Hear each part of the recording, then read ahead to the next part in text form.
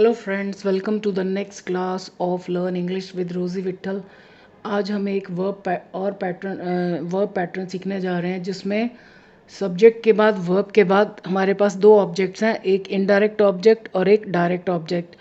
Indirect object मतलब किसको, direct object मतलब क्या, यानी लौटाया, किसको लौटाया और क्या लौटाया वो डायरेक्ट ऑब्जेक्ट है और किसको लौटाया वो इनडायरेक्ट ऑब्जेक्ट है। तो इन सभी सेंटेंसेस में हम पहले इनडायरेक्ट ऑब्जेक्ट को लिख रहे हैं, यानी किसको का जवाब, और क्या का जवाब बाद में लिख रहे हैं। तो यानी हर सेंटेंस में दो दो ऑब्जेक्ट्स हैं। सो देखते हैं कि ये कैसे बनाए जाते हैं। ही रिटर्न्ड, उसने वापस कर दिया। पहले किसको, मुझे।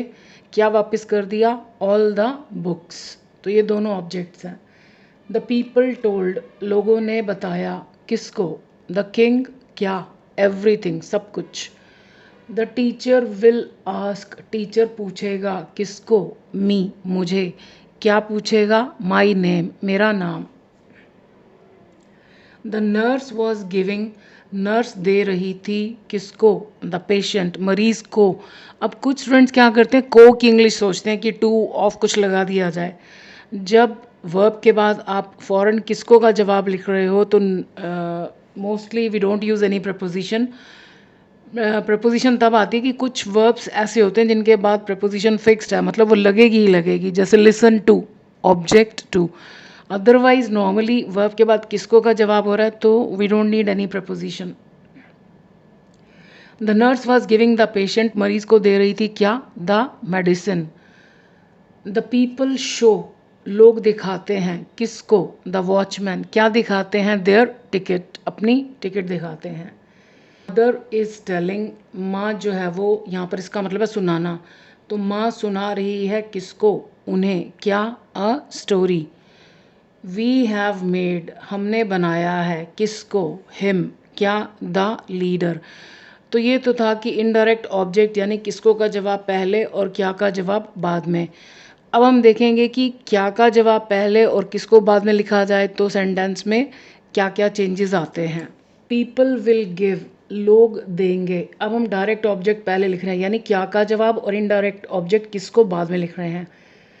तो जब हम वस्तु को पहले और व्यक्ति को बाद में लिखते हैं तो हमको प्रपोजिशंस लगानी पड़ती हैं। ज़्यादातर केसेस में टू लगता है। द पीपल विल गिव क्या, देयर सपोर्ट। किसको, टू ओनली ऑनेस्ट लीडर्स, केवल ईमानदार नेताओं को। तो यहाँ टू लगेगा। द स्कूल गिव्स, स्कूल देता है। क्या, फाइनेंशियल सपोर्ट, यानी आर्थिक सहायता, पैसों की मदद। किसको, टू अंडर प्रिविलेज्ड स्टूडेंट्स, यानी जो पिछड़े हुए स्टूडेंट्स हैं, जो गरीब हैं, उनको देती है।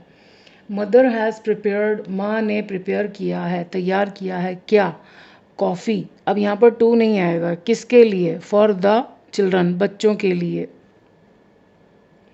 शी वॉज बाइंग, वो खरीद रही थी। क्या, बुक्स, किसके लिए, फॉर हर सन, अपने बेटे के लिए। The school has sent, school ने भेजा है। क्या, सम बुक्स, किसको, टू द ऑर्फनेज, ऑर्फनेज होता है अनाथालय।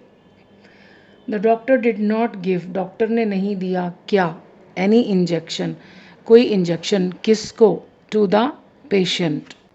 दे हैव रिपोर्टेड, उन्होंने रिपोर्ट किया है, बताया है। क्या बताया है, द मैटर, मामला। किसको, to the police. She was offering, वो दे रही थी। क्या, सम फूड, किसको, टू अ बैगर, एक भिखारी को। द स्टूडेंट्स गिव, स्टूडेंट्स देते हैं। क्या, देयर नेम्स, अपने नाम। किसको, टू द हेड बॉय। तो हमने ये सीखा कि अगर क्या का जवाब पहले आए और किसको बाद में आए तो प्रपोजिशन लगानी पड़ती है। और आप देख रहे हो मैक्सिमम में टू लगाया जाता है, फॉर आता है जब के लिए, किसी के लिए कुछ किया जा रहा है। तो आई होप आपको डायरेक्ट इनडायरेक्ट ऑब्जेक्ट समझ में आया होगा।